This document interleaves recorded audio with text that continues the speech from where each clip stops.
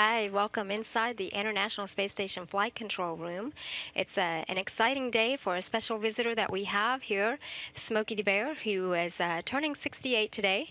And today I have a special visitor to talk to us a little about why Smokey is here, Jeff Miller with the U.S. Forest Service.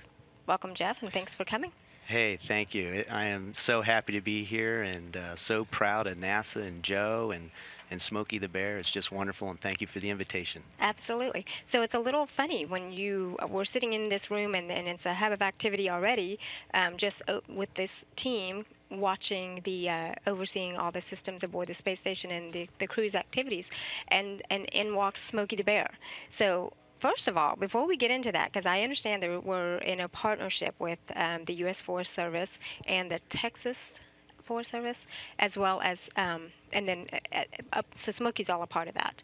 Before we get into that, we will talk about that and why Smokey is here. But I want to talk a little about you. How did you get involved with the U.S. Forest Service? Well, my my background is been tied to the environmental education for the better part of my entire life, Mhm. and I live in western North Carolina, Asheville, where we have a number of national forests in North Carolina. And so I've had exposure to the importance of our public lands and the work of the National Forest and the U.S. Forest Service. And so I always thought as a child um, that might be a great way to spend my life and dedicate my life to. And so I came to the Forest Service from an early exposure to America's great outdoors through hiking and camping and fishing and boating. Um, and so I went to college and got a degree in biology and started a journey. And it all began in Alaska back in the early 90s. And in fact, that's where I am now with the Alaska region of the U.S. Forest Service. But, you know, the U.S. Forest Service is an agency of the Department of Agriculture. We have the responsibility to guide and provide stewardship to 193 million acres. We have approximately 155 national forests and grasslands from Puerto Rico to Alaska. And so we cover quite a distance. But I came to the U.S. Forest Service because it provides lots of benefits and services to the American people and its youth. And it's a great organization to work with. They have a wonderful mission about, you know, uh, serving people and caring for the land.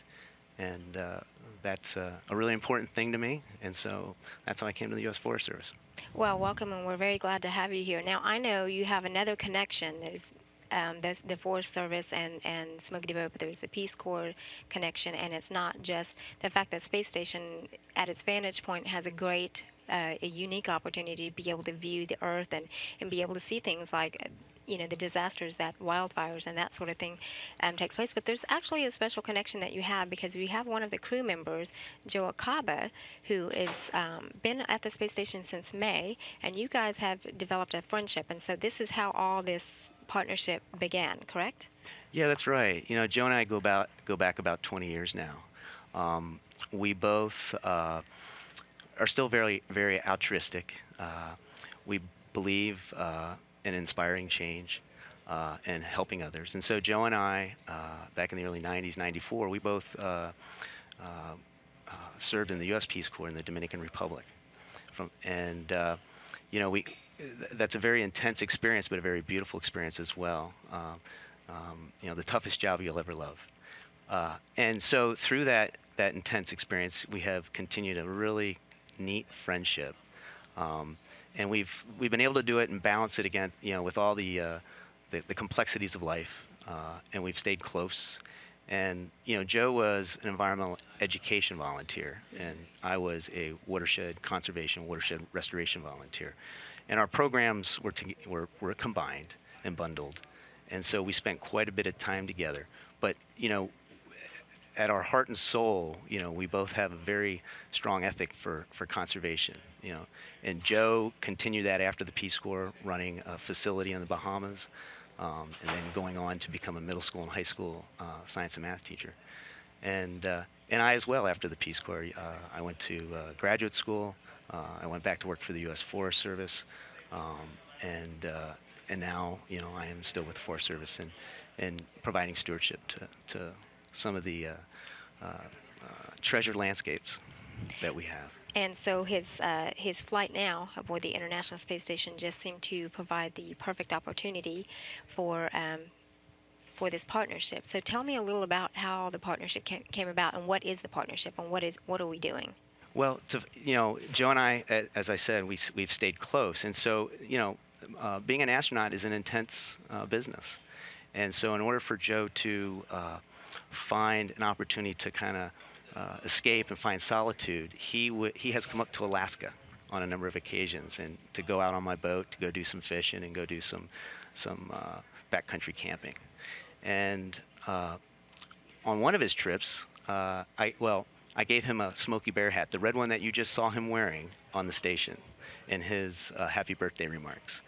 And he indicated to me that he was going to fly that.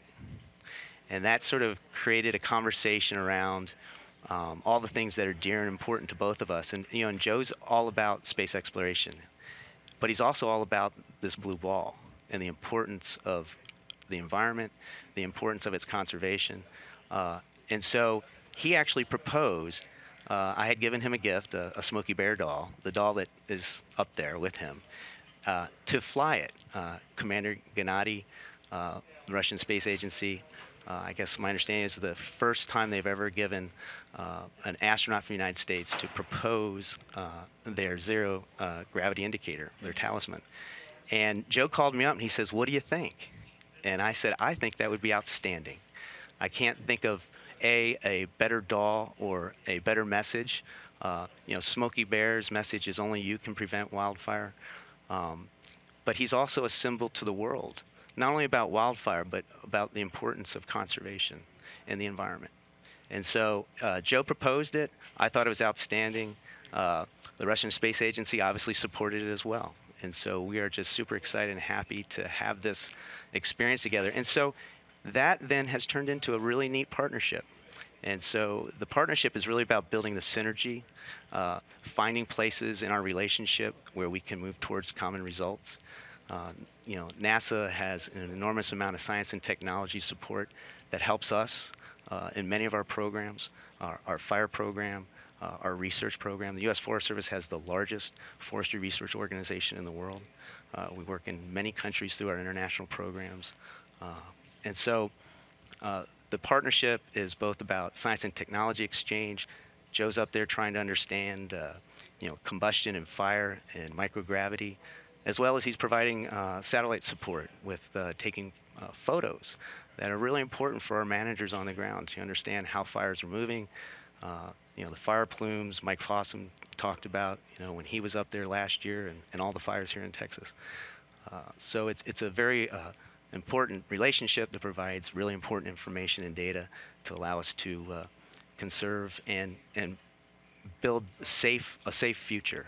Allows us to protect people's homes, life, and Smokey's friends. That's right. And so yesterday, and earlier this week, Akaba had been working with the combustion integrated rack. And while that deals more with fire suppression, which is not the same as prevention, it is just another example of how the laboratory is basically a platform to bring technologies that can help us here on Earth. Yes. And I know he is an avid outdoorsman, and in fact, he is blogging from space. And he wanted to make a tie, and instead of the great outdoors, it is the great outer space. Awesome. So you can go and follow along his activities there and what he sends down to us on blogs.nasa.gov. And also, so this isn't the first time the U.S. Forest Service has actually partnered with NASA. Can you tell me a little about? No, and in fact, our relationship goes way back. I mean, the work that we're doing it's almost sort of a recertification of a partnership that's been around for decades. In 1966, the Deschutes National Forest, Central Oregon, hosted 22 astronauts in preparation for the lunar landing and the lunar missions at Lava Lands. As well, Stuart Roosa, Apollo 14 mission, 1971. He was a smoke jumper with the U.S. Forest Service before he became a NASA astronaut. And when he flew on Apollo 14, he took up 500 seeds that were brought back down to earth and have been planted all over the country. And there's a real story there. They're called the moon trees. And so those are just some sort of really sort of experiences in the past where we've worked, plus all the science and technology transfer that we do. For instance, right now, the Rocky Mountain Research Station has a scientist who's been invited to work with NASA on the Mars exploration program. He's an atmospheric scientist. And we're also doing some really neat things through this, through the outreach and communication with Smokey, both tied to Smokey's message, only you can prevent forest fires, but as well, we're working with NASA in their Skywatch program, where we've tied in our locations for a lot of our campgrounds and visitor centers so that the American people, the visiting public, to the public lands can look up at night and at a certain time see the ISS passing over on the Tell arc. me a little about the Skywatch. So I think you actually used it recently and was able to see it pass Yeah, into I mean, International Space it is Station. absolutely. I just encourage everybody out there to go to NASA's Skywatch, and if you're going to go out camping, both in the public lands of the U.S. Forest Service as well as the National Park Service, you can look up the day and time when the ISS will be passing over your site, and you can have a Skywatch party and Look up. hang out with family, reconnect with your kids, talk about the universe, and dream. Well, since you just saw it, describe for me what was that experience Oh, like? it was really cool. And the I thing mean, that this is recently when this was very, Akaba yeah. was here, so you're It, thinking that's my friend. well, that was the thing. I just recently canoed the Yukon River. We did a 10-day Okay. expedition, Yeah. and not that I saw the ISS, but a lot of times, in the past, I had seen what I thought were shooting stars moving over. But unbeknownst to me, they were probably on some of those occasions was the ISS, and so we just recently saw the ISS travel, and so it's just a lot of fun. Yeah. But some of the other stuff that we're doing together is we will have the Destination Station program that NASA supports, Boston. So if you were to Google Destination Station Boston, Smokey Bear and Cosmo are going to get together, along with Forest Service scientists and NASA scientists. They're going to train like an astronaut. Oh. There's going to be some astronauts present at the Miles Standish State Forest just north of Boston, and that's going on now, a number of activities around Destination Station. And then, of course, we're here today celebrating Smokey's 68th birthday, Yes. which is the longest national campaign, longest running national campaign And by very the Ad popular Council, because and very popular. I mean I knew it. I Yeah. remember that. So Yeah. we're very very happy to have you here today. And anything else you want to share with us? Also, I don't know if you've checked out. You mentioned canoe in the Yukon. We of course obviously like we mentioned the Earth observations is actually part of the research that is conducted, but it's also nice to look at the photos that come down Yeah. that Joe and the rest of his crew members are taking, and because they are quite beautiful to look at as well. But if you haven't, you need to go and check out the Yukon River because that's actually an interesting photo to look at. I'll tell you, I will. And I think in closing, you know, get out there and enjoy those treasured landscapes, public lands everywhere. And it's America's great outdoors. And public lands provide lots of benefits to the American people. And if you're a biker, a fisherman, a hunter, it provides jobs to communities. Uh, and so I just want to encourage folks to take advantage of one of our country's greatest assets. As well, I want to encourage all of America's youth to dream. Um, I know Joe's an astronaut today because he's a dreamer, and he believed in something, and through that belief, he started to see it, and now he's doing it. And so, Joe and I and others, we all want to inspire change to improve lives. And so I encourage everybody to